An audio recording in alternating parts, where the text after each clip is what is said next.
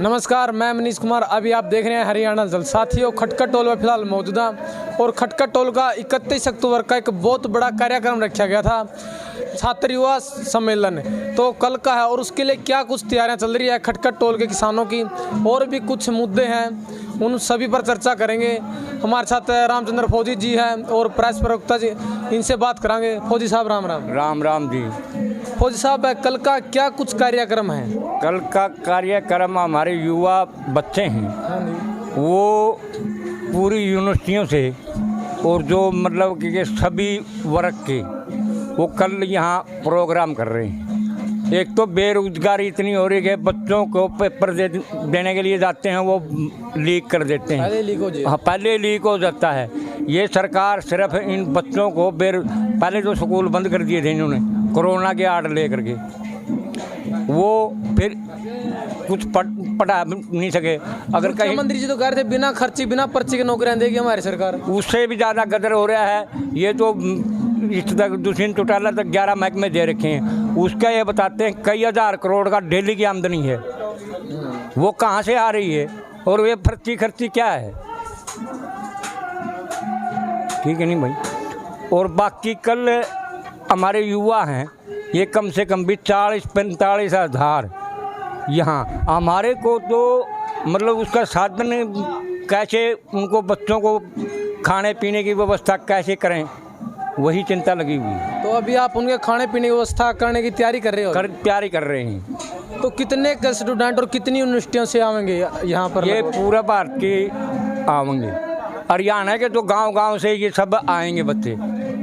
बाकी राजस्थान, महाराष्ट्र और ये सब जो यूनिवर्सिटी हैं वो सब यूनिवर्सिटियों के बच्चे आएंगे। तो विद्यार्थियों को क्यों आना पड़ा इस आंदोलन में? क्योंकि उनके तो पढ़ने का टाइम है और शिक्षित होना ही बहुत ज़रूरी है। तो उनको क्या ज़रूरत है कि अपनी पढ़ाई छोड़कर ना यहाँ पर आना पड़ेगा? उनका पढ़ाई का, उनकी यूनिवर्सिटी बंद है कोरोना के कारण से, वो पढ़ तो सके नहीं। अब फिर कहीं सर्विस की भी वो जब पेपर देने के लिए जाते हैं तो पेपर लीक हो जाता है। और ये बोलता है बगैर पर्ची बगैर उसे खट्टर ने तो हमेशा झूठ ही बोल रही है।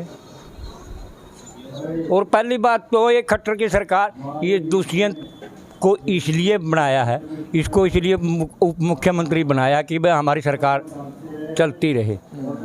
अगर आज दुष्यंत उससे वो छोड़ देता है तो इसकी सरकार टूटती है। और दुष्यंत घोटालों में फंस रहा है। ये दोनों भ्रष्टाचार।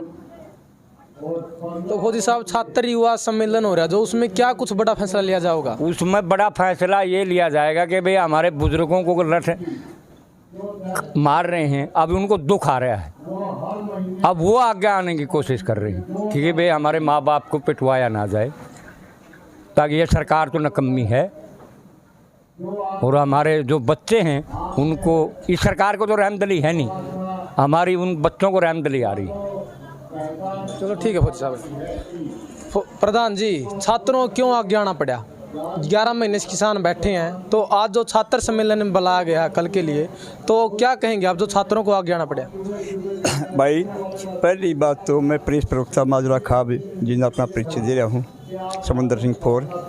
छात्रों की जहाँ तक बात है, ये जो बुजुर्ग आंदोलन कर रहे हैं, ये छात्रों के काके ताऊ बाप दादी भाई ये सब में हमारे नाते में है। और आज छात्र के भी अब बात समझ में आएगी कि बगैर छात्र नौजवान और बुजुर्ग इकट्ठा है बिना सरकार मानने वाला ही नहीं है। फिर तुम्हारे को जाए कि तुम जाओ बॉर्डर, तुम लड़ लो, किसानी बचाओ, हम स्कूल में पढ़ाई कराएंगे। अब एक बात समझ में आएगी, मोदी सरकार की जो नीति है वो है कि जिम्मेदार के बच्चे को अनपढ़ रखो, अनपढ़ रहेगा तो हम पानी के गोदाम में पल्ले कट्टे ढोगा, अनाज की बोरी भरेगा। तो यह बात समझ आई, इसलिए जान बूझ के स्कूलों को बंद किया, निश्चय बंद किया गया। रेल चल रहा है, हवाई जहाज चल रहा है, सिनेमा हॉल चल रहा है, होटल चल रहा है, मॉल चल रहा है, बाजार चल रहा है, स्कूल क्यों नहीं चल सकता? और जबकि बच्चे में इम्यूनिटी पावर तकड़ी है, किसी बच्चे में कोरोना नहीं आया, बड़े बुढ़े में आया, स्कूल बंद क्यों है? बच्चे की वैक्सीन भी नहीं दी जा रही क्योंकि ऑलरेडी इम्यूनिटी उसके अंदर ज़्यादा है, ताकत ज़्यादा है। फिर स्कूल ऐसा क्या है कि बच्चा स्कूल में जा सकता, बच्चा रेल में जा सकता है, बच्चा माल में जा सकता है, होटल में जा सके है, और इनकी जो ना रैलियाँ में जा सके बिहार के अंदर, बंगाल के अंदर। तो बच्चा बात सुना आएगी कि जान बुझे की योजना के तहत अनपढ़ता या इस देश में अशिक्षितता रखनी है। अंबानी अडानी के गोदाम में लेबर चाहिए, उस लेबर के लिए बच्चों को जो ना तैयार किया जाए अनपढ़ रख के। इसलिए यह बात बच्चा सुनाएगी। और उन्होंने कहा कि हम जो ना स्कूल के अंदर जो शिक्षा का अभियान से इसको कंडम कराएंगे, आवाज़ उठाएंगे और धरती को बचाने के लिए हम एक ज्वाइंट प्लेटफार्म के तहत लड़ाई लड़ेंगे। इसलिए उन्होंने अपना आयोजन यहाँ खटखट टोल प्लाजा में किया है। प्रधान जी, छात्र भी किसानों के साथ में आगे, भी व्यापारी मजदूर पहले किसानों के साथ थे, तो क्या कुछ प्रभाव पड़ेगा सरकार के ऊपर? क्योंकि सभी के सभी एक छत के नीचे आ गए हैं, एक इकट्ठे होकर एक मजबूती से आंदोलन में लड़ रहे हैं। अब देखो 303 MP हैं भाजपा के, ये जब तक हमारे साथ नहीं आ गए मोदी पे सरकार में कोई प्रभाव नहीं पड़ेगा, तो सर्वविदित सबने पता। लेकिन फिर भी लोकतंत्र के अंदर एक आवाज़ उठाना एक कर्तव्य है हर संगठन का, हर संस्था का, हर समाज का, वो हम उठा रहे हैं। हमने भी बेरा है, सरकार पर असर नहीं पड़ेगा। और असर क्या पड़ेगा? मान लिया ये कानून वापिस ले लेती सरकार, अगले दिन सरकार ही ख़त्म हो जाएगी, क्योंकि 3 व्यापारी हैं, अंबानी अडानी और एक इनका और है बड़ा धनाढ्य। ये 3 व्यापारी एक रात में 50-100 MP को मोल लेंगे, खरीदेंगे, और PM दूसरा बना देंगे, मोदी विपक्ष में बैठ जाएगा। तो अपनी कुर्सी बचाने के लिए भाजपा की कुर्सी ना चली जावे, मोदी की कुर्सी ना छीन जावे, इसलिए अंतिम सांस तक मोदी इस कानून को वापस लेने की बात नहीं करेगा और ना देगा। यही लड़ाई है। ये तो लोकतंत्र में, अरे 11 महीने हो गए किसान बैठे ने और बात नहीं करे सरकार 8 महीने से। कहाँ लोकतंत्र है?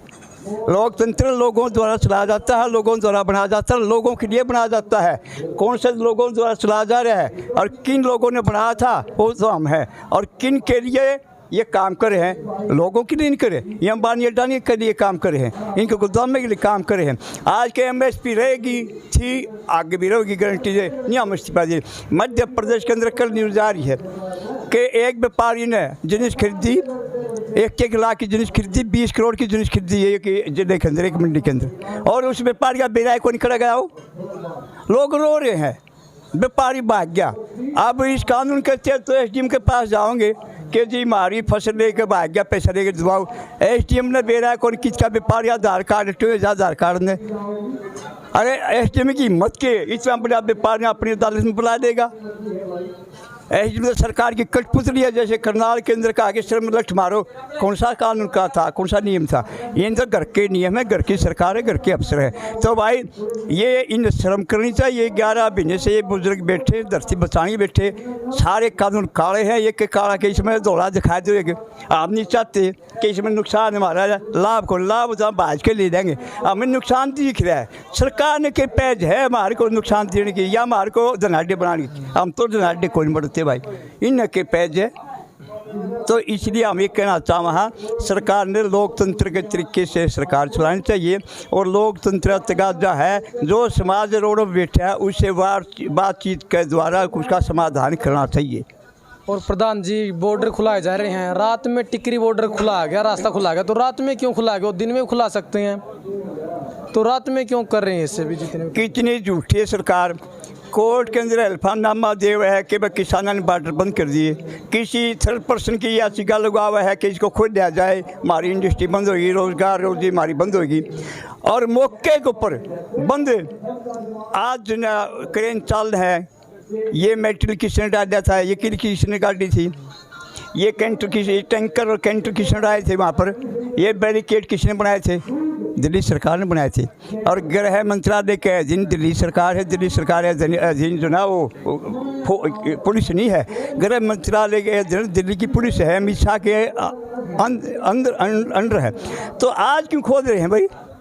11 महीने तक किसान ने रोड जाम कर दिया, लोगों को उठाया, रास्ते जाम कर दिए और लोगों को उठा प्रदर्शन कराया रोकर। आज भी बेरा लग गया कि तो दिल्ली सरकार के नहीं बल्कि अमित शाह की सरकार ने, मोदी सरकार ने पुलिस के द्वारा बैरिकेड लगाए। अब तो स्पष्ट होगी किसान तो रास्ता बंद नहीं कर रहे। और अच्छी बात है, रास्ता खुल गया, 11 महीने तो लोग बैठे हैं। दिल्ली देखे आवाएंगे हम भी नहीं सोचे रास्ता कोई नहीं, कहाँ जा हमने और टेंट लगा लिया। रास्ता खुल जाए आप दिल्ली की तरफ? हाँ जावांगे, देख के आवांगे, टेंट और देखा रोड टेंट कहीं लाग सकेंगे, जावांगे। फसल भी तो कहना मोदी कि कहीं बेचो, और फसल दिल्ली में बेच के आवांगे। जी फसल हमारी मंडी में नहीं बिकी, मंडी काम नहीं करी तो और पार्लियामेंट जानी बड़ा और गिरा अपनी फसल जाएंगे। किसान तो कह रहा है खोलो रस्ते, और जाएगा किसान तो। और प्रधान जी, ऐलनाबाद उपचुनाव है, अभय सिंह चौटाला ने किसान आंदोलन के चलते इस्तीफा दिया था, तो आज वहाँ पर वोटिंग हो रही है, तो आपको क्या लगता है कि किसकी तरफ रुझान ज़्यादा बढ़े? देखिए हम जिस खाप से संबंध रखते हैं, माजरा खाप पंचायत जी से संबंध रखता हूँ, प्रेस प्रवक्ता। हमने राजनीतिक नहीं करते, ना राजनीतिक का टिप्पणी करते, सारी पार्टी मारी हैं सब के हम किसी विरोध नहीं करते। लेकिन फिर भी एक बिंदु के ऊपर मैं बोल पाऊँगा कि भाजपा और जेजेपी की सरकार, ये इसके खिलाफ किसान की लड़ाई है। इनको हराने के लिए जो भी कैंडिडेट जीत सकता है, इनको हरा सकता है, उसको वोट देनी चाहिए। यह लड़ाई है और राजनीतिक तौर पर हम इस पर टीका टिप्पणी नहीं करना चाहते। ठीक है, देखो भाई, खटखट टोल पर किसान है, इनसे चर्चा की है और कल का जो कार्यक्रम है उसके बारे में बताया है। तो साथियों, इस वीडियो को ज़्यादा से ज़्यादा शेयर करें। ओके दोस्तों, मिलते हैं नेक्स्ट वीडियो में। वंदे मातरम।